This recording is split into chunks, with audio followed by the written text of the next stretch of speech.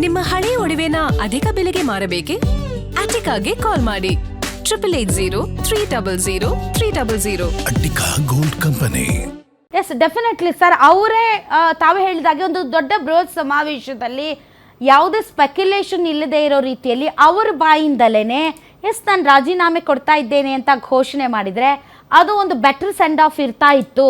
ಯಾಕೆ ಅಂದರೆ ಕಳೆದ ಒಂದು ಆಲ್ಮೋಸ್ಟ್ ಆಲ್ 24 ಗಂಟೆಗಳಿಂದ ಸ್ಪೆಕ್ಯುಲೇಷನ್ಸ್ ಮೇಲೇ ಈ ಸುದ್ದಿ ಓಡಾಡ್ತಾ ಇದೆ.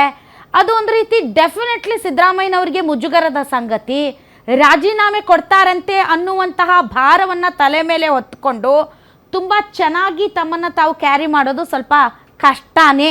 ಸೊ ಆ ಒಂದು ಬರ್ಡನನ್ನು ಅವರಿಗೆ ಕೊಡಲಾರದ ರೀತಿಯಲ್ಲಿ ಮಾಡಿದ್ರೆ ಚೆನ್ನಾಗಿರ್ತಿತ್ತು ಅಂತ. ಬಟ್ ಅದರ್ವೈಸ್ ಆಲ್ಸೋ ನಾವೇನು ಸ್ಪೆಕ್ಯುಲೇಟ್ ಮಾಡಿದ್ವಿ ಅದಕ್ಕಿಂತ ಒಂದು ಸ್ವಲ್ಪ ಚೆನ್ನಾಗೇ ಆಗಿದೆ ಅಂತ.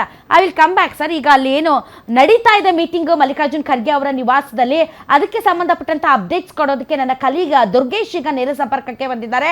ದುರ್ಗೇಶ್, ಇವತ್ತೇನು ಅಲ್ಲಿ ಸಭೆ ನಡೀತಾ ಇದೆ, ಆ ಸಭೆಯಲ್ಲಿ ಡಿ ಕೆ ಶಿವಕುಮಾರ್ ಅವ್ರು ಭಾಗಿಯಾಗ್ತಾರಾ ಅಥವಾ ಇದು ಕೇವಲ ಹೈಕಮಾಂಡ್ ಮೀಟಿಂಗ್ ಮಾತ್ರನಾ? ಏನೆಲ್ಲ ಚರ್ಚೆ ಆಗ್ಬೋದು ಈ ಮೀಟಿಂಗಲ್ಲಿ?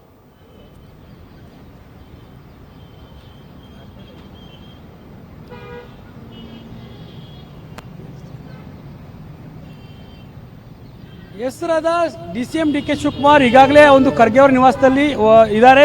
ಜೊತೆಗೆ ರಾಹುಲ್ ಗಾಂಧಿ, KC ವೇಣುಗೋಪಾಲ್, AICC ಅಧ್ಯಕ್ಷರಾಗಿರುವಂಥ ಮಲ್ಲಿಕಾರ್ಜುನ್ ಖರ್ಗೆ ಅವರು ಕೂಡ ಈ ಒಂದು ಸಭೆಯಲ್ಲಿ ಭಾಗಿಯಾಗಿರುವಂಥದ್ದು.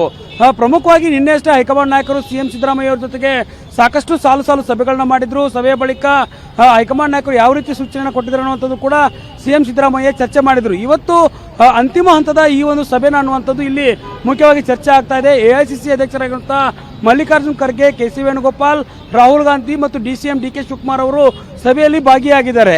ಯಾವ ರೀತಿ CM ಸಿದ್ದರಾಮಯ್ಯ ಅವರು ನಾಳೆ ಸುದ್ದಿಗೋಷ್ಠಿಯನ್ನು ನಡೆಸಿ ರಾಜೀನಾಮೆಯನ್ನು ಕೊಡ್ತಾರೆ ಅನ್ನುವಂಥದ್ದು ಒಂದು ಕಡೆ ಆದರೆ, ಹೈಕಮಾಂಡ್ ಮಟ್ಟದಲ್ಲಿ ಯಾವುದೇ ರೀತಿಯಾದಂಥ ಹೇಳಿಕೆಗಳನ್ನು ಇಲ್ಲಿಯವರೆಗೂ ಕೊಟ್ಟಿಲ್ಲ. CM ಸಿದ್ದರಾಮಯ್ಯ ಅವರು ರಾಜೀನಾಮೆ ಕೊಡ್ತಾರೆ, ನಾಯಕತ್ವ ಬದಲಾವಣೆ ಬಗ್ಗೆ ಚರ್ಚೆ ಆಗಿದೆ ಅನ್ನುವಂಥ ಮಾತುಗಳನ್ನು ಯಾರೂ ಕೂಡ ಹೇಳಿಲ್ಲ. ಇವತ್ತು ಸುರ್ಜೇವಾಲಾ ರಾಜ್ಯಕ್ಕೆ ಆಗಮಿಸಿ KPCCಯ ಕಚೇರಿಯಲ್ಲಿ ಸಭೆ ಮಾಡಿದ್ರು. GBA ವಿಚಾರಕ್ಕೆ ಸಂಬಂಧಪಟ್ಟ ಸಭೆ ನಡೆಸಿದ್ರು ಕೂಡ CM ಸಿದ್ದರಾಮಯ್ಯ ರಾಜೀನಾಮೆ ಕೊಡ್ತಾರೆ ಅಂತ ಸುರ್ಜೇವಾಲಾ ಕೂಡ ಹೇಳಿಕೆಯನ್ನು ಕೊಡಲಿಲ್ಲ. ಯಾವುದೇ ರೀತಿಯ ಅಂತ ಚರ್ಚೆ ಆಗಿಲ್ಲ ಅನ್ನುವಂಥ ಮಾತುಗಳನ್ನು ಹೇಳಿದರು. ಹಾಗಾದರೆ CM ಸಿದ್ದರಾಮಯ್ಯ ಅವರಿಗೆ ರಾಹುಲ್ ಗಾಂಧಿ ಅವರು ಸೂಚನೆ ನೀಡಿದ್ದಾರೆ ಅನ್ನುವಂಥ ಮಾತನ್ನ ಆಪ್ತರ ಜೊತೆಗೆ ಹೇಳಿಕೊಂಡಿರುವಂಥದ್ದು.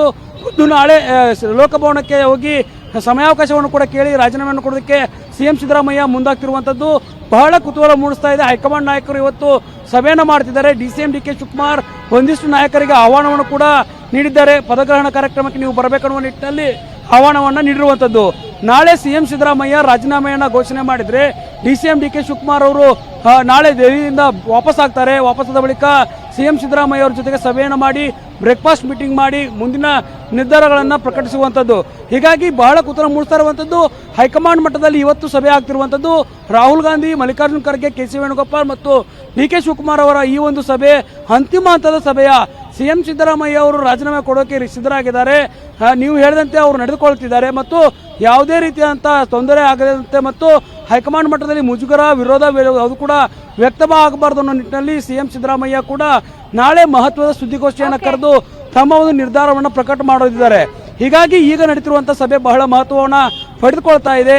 ರಾಜ್ಯಸಭೆ ಮತ್ತು ವಿಧಾನ ಪರಿಷತ್ ಚುನಾವಣೆಗೆ ಸಂಬಂಧಪಟ್ಟಂತೆ ಚರ್ಚೆ ನಡೆಸಿದ್ದೇವೆ ಅನ್ನುವಂಥ ಮಾಹಿತಿಯನ್ನು ಹೇಳಿದ್ರು ಕೂಡ ಹೈಕಮಾಂಡ್ ಮಟ್ಟದಲ್ಲಿ ಈ ಒಂದು ಸಭೆ ಬಹಳ ಮಹತ್ವವನ್ನು ಪಡೆದುಕೊಳ್ತಾ ಇದೆ. CM ಸಿದ್ದರಾಮಯ್ಯ ಅವರು ನಾಳೆ ಯಾವ ನಿರ್ಧಾರವನ್ನು ಪ್ರಕಟ ಮಾಡ್ತಾರೆ, DCM DK ಶಿವಕುಮಾರ್ಗೆ ಹೈಕಮಾಂಡ್ ನಾಯಕರು ಗುಡ್ ನ್ಯೂಸ್ ಅನ್ನ ನೀಡ್ತಾರೆ ಅನ್ನುವಂಥದ್ದು ಇನ್ನೂ ಕೂಡ ಬಹಳ ಕುತೂಹಲಕ್ಕೆ ಕಾರಣವಾಗ್ತಿರುವಂಥದ್ದು. ವೆರಿ ಮಚ್ ನಿಮ್ಮ ಈ ಎಲ್ಲ ಮಾಹಿತಿಗಾಗಿ.